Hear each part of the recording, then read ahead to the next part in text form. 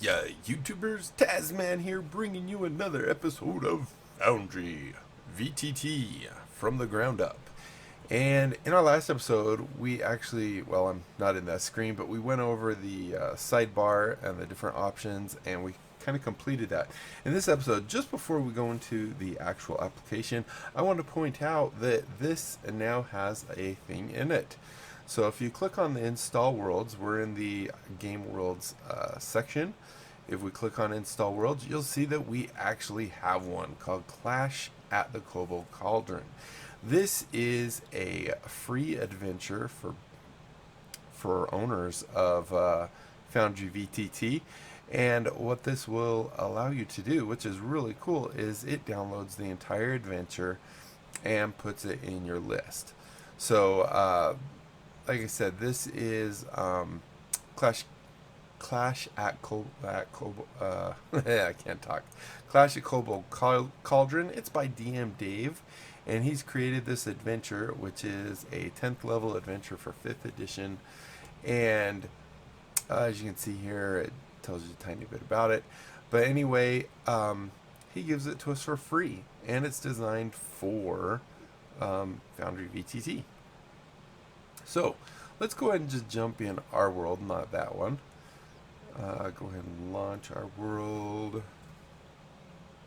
Go in as the game master.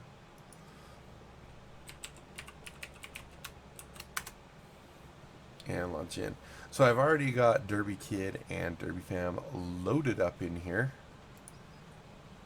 And other than the VTT assets, Iconizer, and the one that the party one, the ones from VTT assets, I have no other mods really enabled in this, and I want to do that specifically so you can see what the native thing is going to be doing, or what the native setup is going to be. Alright, so in this episode, what we're going to do is we're going to start focusing mostly on the chat box down here and the stuff that you can get. So first of all, you can see here we have some boxes and they have different colors in them. You can see this has kind of a pink outline. This is saying that it's out of character from the game master, and you can see that's pink because of this. If I do this, we can see our other players. I'm not sure why it says GM2. But you can see, okay, I guess it just hasn't updated. So anyway, you can see here we have our Derby Fam and our Derby Kid, and you can also notice we're going to go over these different commands and chat commands in general. So let's go ahead and go in here, and I'm going to go ahead and delete these because I just want to go over them one at a time really quick. So with chat commands, there's various types that you can do. You can do in character, which means I'm trying to say this as my character. So this specifies this is not out of character, right? So you can say, hello, this is CTR.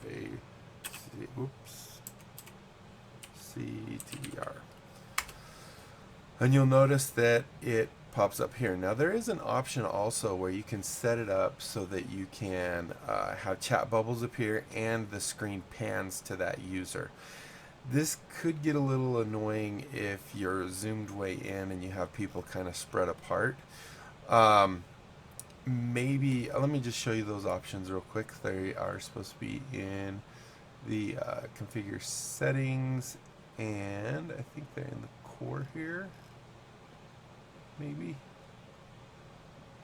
Yeah, there's pan to speaker right there and enable chat bubbles. And it might not do it when the game master doesn't have a token, that's why. So you can disable these. So I wonder if I can show you an example. Like, well, let's have Derby Kid say something. I see for in character, and we will say. So you'll see it pops up, it zooms in, it pans. This part could get just a little bit annoying. I mean, you do see it up here as well.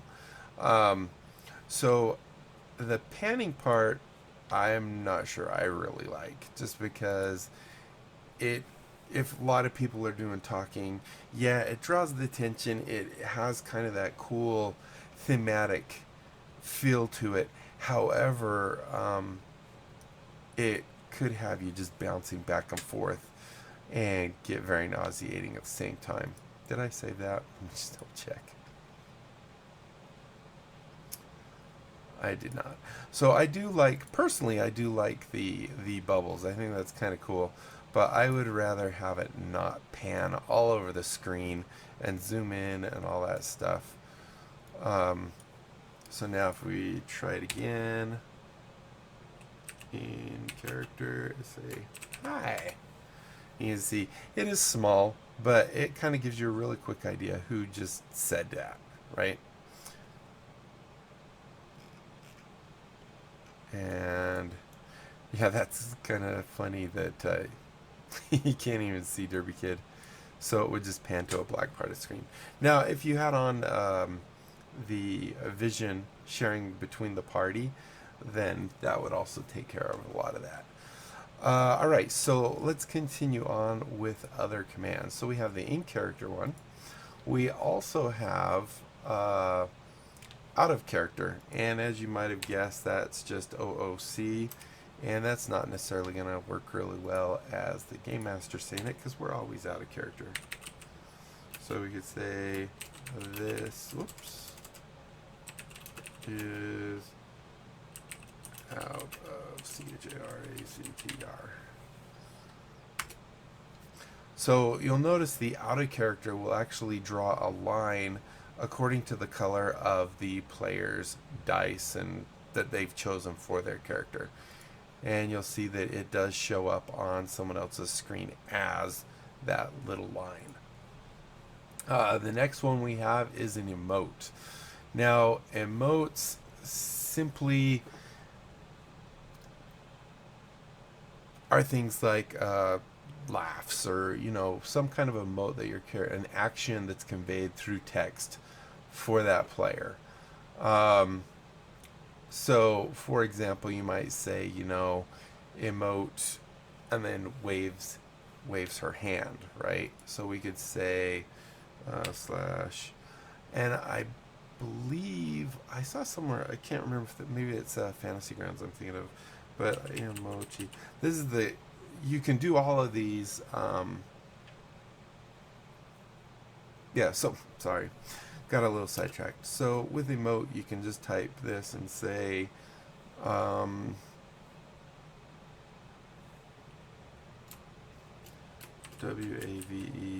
waves her hand. So if we do this, you can see it actually automatically appends in the player's name, because all we did is type in slash emote and waves her hand. Now the one thing I wanted to double check, I can't remember if we can shortcut that with EM. It looks like yes you can. So instead of emote, you can just type EM. The next one we have is whisper, and you can either type slash whisper and the player's name, or you can actually even set up a pool, and we're going to talk about that in just a second. So we could say whisper. So after whisper, you want the target followed by the message. So if we said game master and said hello, you'll see here it says Derby Fam to Game Master hello. So we do not see that in Derby Kids. However, if we go into the Game Master, you can actually see we got a message saying hello. Now, I don't remember if I tested this or not, but if Derby Fam is messaging Derby Kid, let's check and see if actually the Game Master gets to see all whispers. So this time we're actually going to just do it /W instead of whisper. And we'll do, and let's also try another thing while we're here. Is it case sensitive? Derby Kid, and we'll say, hey there. Whoa, I cannot spell.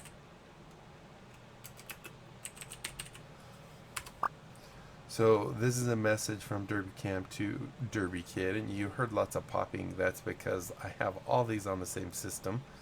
And here you can see the message from DerbyFam saying, hey there. And let's just double check.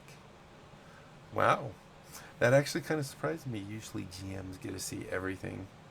So you can see it even keeps it secret from the GM. That could be good or bad. The other thing I wanted to point out is it's going to be hard with just 2 players here. What if we tried loading up GM2? Maybe that'll work. Let's go ahead, and I think I have a key on this one. Would it be this? Yes. Okay. So now we even have a GM2 who is set up as a GM. They're the green one. So let's go ahead, and we're going to try and send a message to a message pool in a whisper. So DerbyFam here is going to do /W for a whisper. And she's going to set up a pool. Now, the way we do this is we use our brackets like this. So we can do DERBYKID, and then a comma, followed by GM2. And this is a pool. Now, this will actually be very relevant in probably our next video when we talk about dice pools and all that. So here we have DerbyKid and GM2. We'll say the game master is mean. So here you can see it went to DerbyKid and GM2. The game master is mean. We can see it here. We can see it here.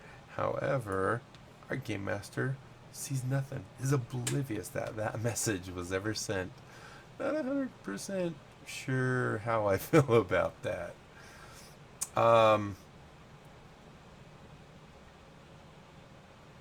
There is another one. Let me just see real quick. I'm checking my notes.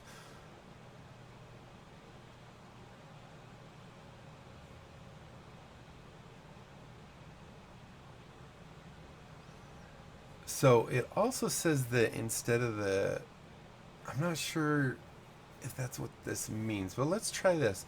So it's also saying that you can use an @ symbol, but it's not clarifying necessarily if you just do @ like this or if you have to type /whisper first, and then you do the same thing. So actually, let's just do this. Let's go here. Logically it kind of makes sense because I'm sending this @ DerbyKid and GM2. The game master is a meanie. Let's see if that works at all. Okay, yeah, that does seem to work. And you can see it here, you can see it here. We can't see here. Alright, so I wasn't exactly sure, but it looks like as a whisper, you could just do an @. So does that mean we can also just do it this way, saying instead of /W? I mean, all the others are still with the / because they're in character, out of character, emote. But let's try and just do this as a regular thing.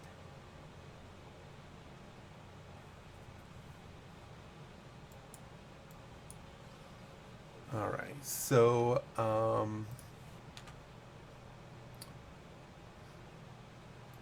so now if we come in here, let's just try this and do DERBY kid.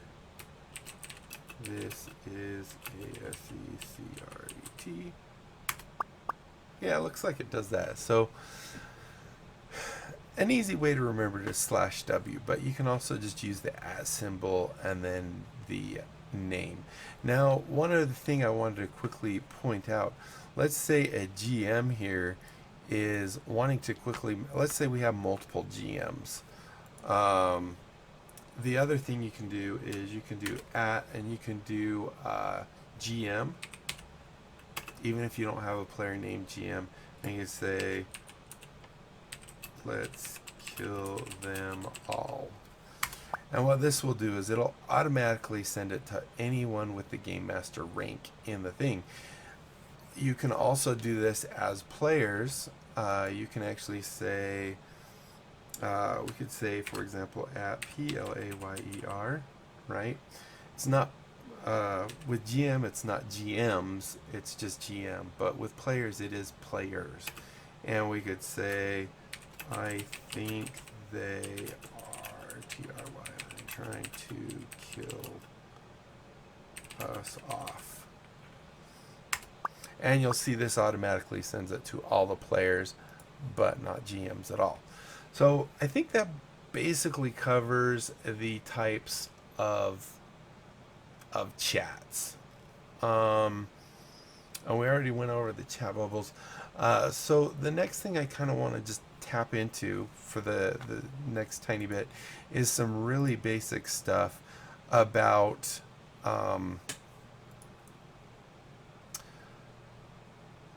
this guy down here, because I know the first time I was going through this, I was like, okay, wait, now I'm not exactly sure what blind GM, so I wasn't 100% clear, and I said that I would look into it, and I'm a man of my word, so I did that very thing.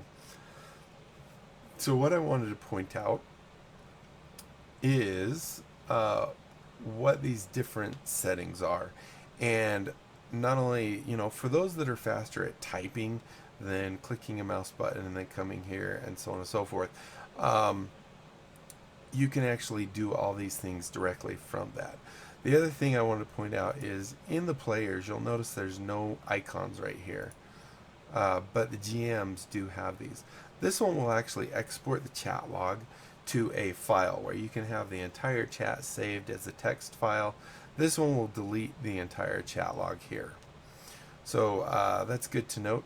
But let's go ahead and look at these. So first, let's look at the normal role or public role.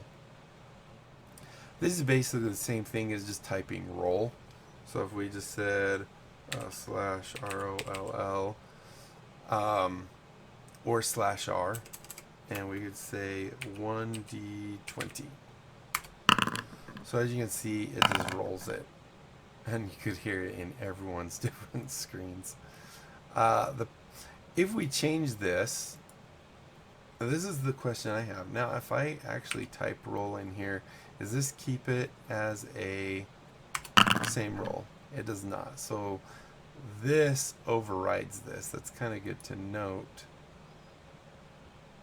because they make it kind of sound like it doesn't. But anyway, let's continue on. So there's the GM role, which we just did. So a normal role, let's start at the top here. A normal role or a public role is basically a dice roll that's visible to all players. To perform it, like I said, you can type /roll or /R in the command prefix. However, it seems like it's very picky as far as it doesn't override it, which is kind of weird. But you can't roll a dice without typing /R, so I guess it kind of makes sense. However, the fact that it's overriding this, I don't know. We're going to try something else. We're going to leave this on public role, and we're going to try the next one, which is the private GM role. And you can do this type of role just by typing GMR or GM role. So GMR, because we're lazy.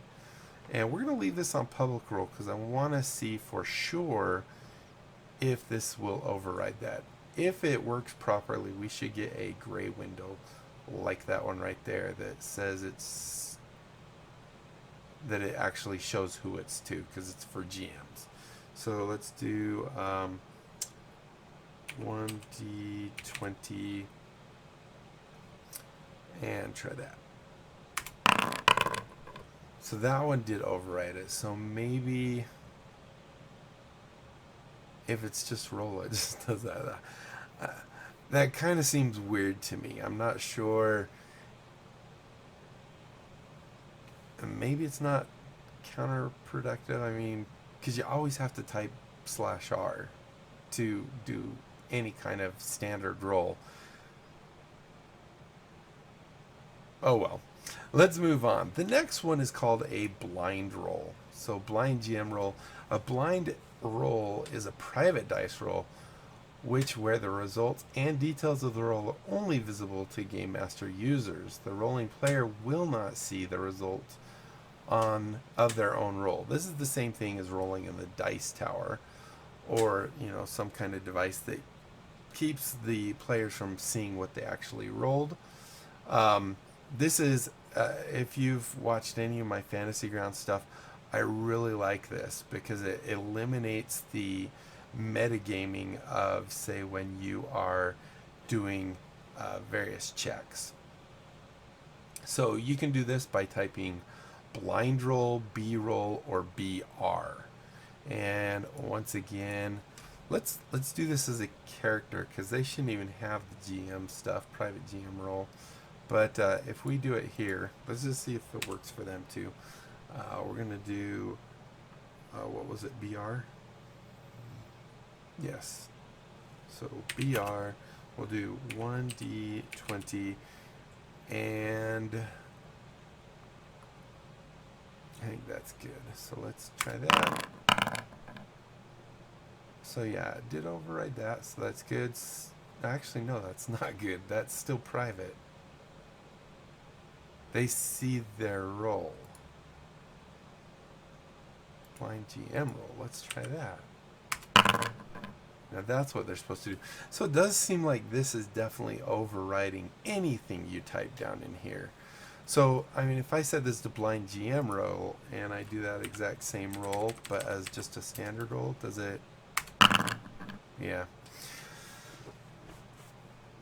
I might have to look more into this to what the benefit of typing in these commands if they're overridden by this guy. But it kind of seems like this is kind of the ball stops here kind of thing. The last one we're going to talk about is the self roll. So if we go to self roll, we can actually use self roll /self roll or /SR. And what this will do is if we go R1D20, you'll see it does show that Brindy gets it. However, you'll see that the GM does not get that one.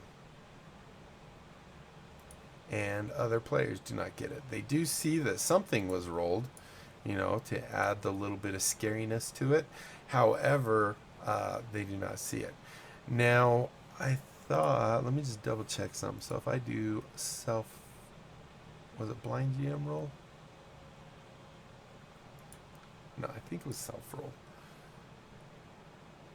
I thought, no, I'm thinking wrong, sorry. So anyway, those are those 4 types of rolls. Now, as we've talked, I'm going to go over really quick basic rolls as we've just done and the different things that you can do with them.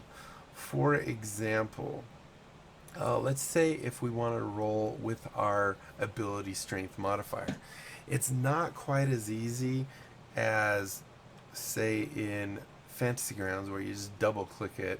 What you would do is you come in here, you type /R, and let's say we are rolling 1d20, so 1d20, and you can do any type of number here. I believe it even lets you do like a 1d7. There you go. We can see we rolled a 3. There's no modifier on that. However, if we want to add modifiers, we can actually add them directly. For example, if we have 3/4 cover, we could add 5, and you'll see that it automatically says you rolled the 5 plus the 5 gives us the 10. We can also do things with our abilities. So for example, and this is where it gets a little complex, if you have questions, be sure to leave them in the comments section below, and we'll go into more detail on these for sure in our rolling video, which will probably be next. So what we can do is we do /R, we can do the 1d20, and then we can do the plus, and then to add abilities, to check abilities, we could actually say at abilities abilities dot strength str dot mod, because it's the modifier. So if we do this, this is not going to work as GM because we do not have a character. Let's go ahead, and if we go look at Derby Fam, for example, we can go and see her strength modifier currently is a 0. Let's go ahead and change this to maybe a 18. And you see now it's +4. So if we do this with her, and we'll go ahead and just make it a public role and say paste, you'll see it automatically goes and checks her character sheet, knows that she's a +4, and does all the other stuff for you. Now, why don't you just type +4? You could do that. However, this just makes it so you don't have to open the character sheet to look at it. The other thing I wanted to do is also explain really quick advantage and disadvantage. So if we do, for example, /roll 1d, actually let's do the exact sum. Let's do 2d20. And at the end, we're going to do KH for keep high. And what this will do is roll our 2, and we'll add our modifier to the second one. You'll see that there's our 2 values right there, the 10 and the 8. It kept the 10, added the 4 to it, gave us the 14. We can also do the same thing with, I believe it's keep low. And now if we do this, you can see this is a distant. Wow, we rolled the exact same. What are the odds? Hold on. What are those odds? Okay, we rolled something different. Look at that, though. That's nuts. So here you can see we kept the lower of the 2, which is 17. So it's, as we did an entire video on Fantasy Grounds and how to look at all the types of rolls you can do, there's actually, I believe, more in this one, so it's going to take a whole video. So I think we're going to go ahead and end this here. We kind of went into the entire chat system, how it works, what each type of person sees, and I think that will work for this video. So hopefully you enjoyed. If you did, be sure to leave a thumbs up down below. Aside from that, comment, like, and subscribe. Follow me on Twitter. Check out my Discord and my other channels. Don't forget to join my Discord for the Great Big Game giveaway. We've done it. We've hit the 1,000 subs. We are there. And July 15th, I'm going to be announcing the winner. So make sure prior to July 15th, you have joined my Discord. Information should be down in the video description. Also, I'll probably remember maybe to pop it up right around this area in the screen. So that's it. Until next time, I'll be seeing you later. Bye.